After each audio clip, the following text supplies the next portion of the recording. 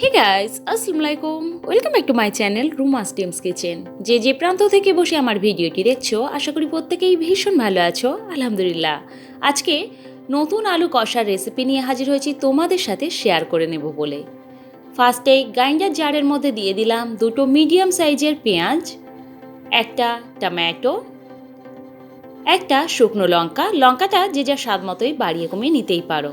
এটা fine paste বানিয়ে নিচ্ছি। এবার কড়াই বসিয়ে তার মধ্যে আমি তেল দিয়ে দিচ্ছি 2 টেবিল স্পুন সর্ষের তেল।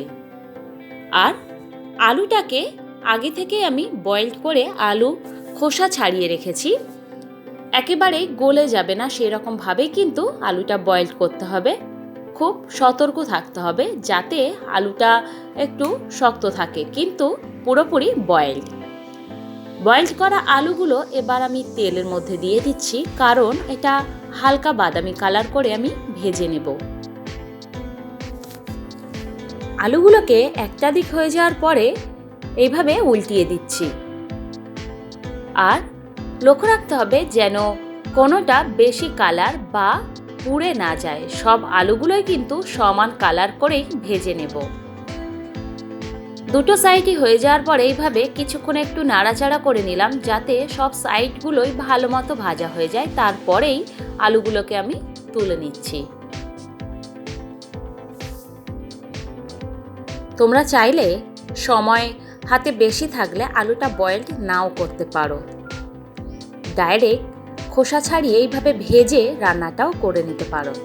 একই তেলের মধ্যে দুটো তেজপাতা, দুটো এলাচ, 1 ইঞ্চি দারুচিনি দিয়ে দিলাম। তারপরে আগে থেকে বানিয়ে রাখা পেস্ট তেলের মধ্যে ঢেলে খুব ভালো মতো নাড়াচাড়া করে এটা কষিয়ে নিতে হবে, অবশ্যই লো টু মিডিয়াম ফ্লেমে রেখেই। আমি আদা রসুন বাটা ব্যবহার করছি না, তোমরা চাইলে আদা রসুন দিতে পারো, তবে আদা রসুন ছাড়াই কিন্তু রান্নাটা অনেক ভালো হয়। এইভাবে নাড়াচাড়া করে প্রায় 8 মিনিট পরে ঠিক এই রকমই টেক্সচার আসবে, তেল ছেড়ে যাবে, মশলাটা একেবারেই ভাজা ভাজা হয়ে যাবে।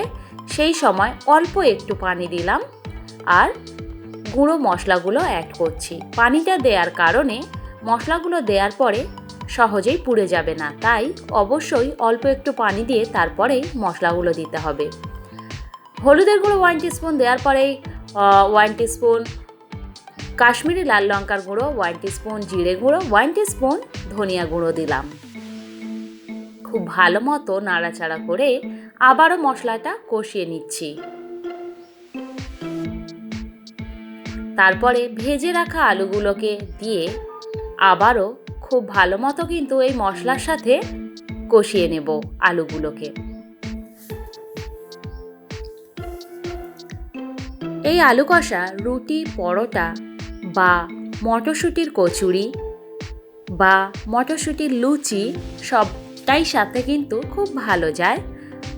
এইভাবে কষিয়ে নেওয়ার পরেই দেখতেই পাচ্ছ মশলাগুলো আলুর সাথে কত ভালোভাবে মিশে গেছে, একেবারে পারফেক্টভাবে কষানো হয়ে গেছে।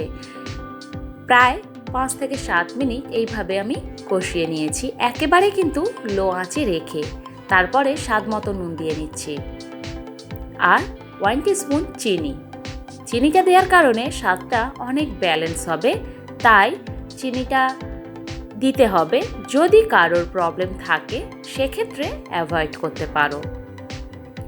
আরও 5 মিনিট এইভাবে আমি কষিয়ে নিচ্ছি আর দিয়ে দিচ্ছি গরম পানি দেওয়ার কারণে কিন্তু রান্নার স্বাদ অনেক বেশি বেড়ে যায়, তাই অবশ্যই গরম পানি অ্যাড করো। আর যেহেতু নতুন আলু, এটা গরম পানি দিলে অনেক ভালো হয়। 5 মিনিট পরে খুলে নাড়াচাড়া করে আবারও ঢাকা দিয়ে 5 মিনিট পরে খুলে দেখিয়ে দিচ্ছি। আমার রান্নাটা ভালো লাগলে অবশ্যই লাইক, কমেন্ট, শেয়ার করতে একেবারেই ভুলো না। এই পর্যায়ে তেজপাতা আর দারুচিনি কিন্তু আমি তুলে ফেলেছি। আবারও ঢাকা দিলাম, রেডি হয়ে গেছে আলু কষা। সবাই খুব ভালো থাকো, আল্লাহ হাফিজ।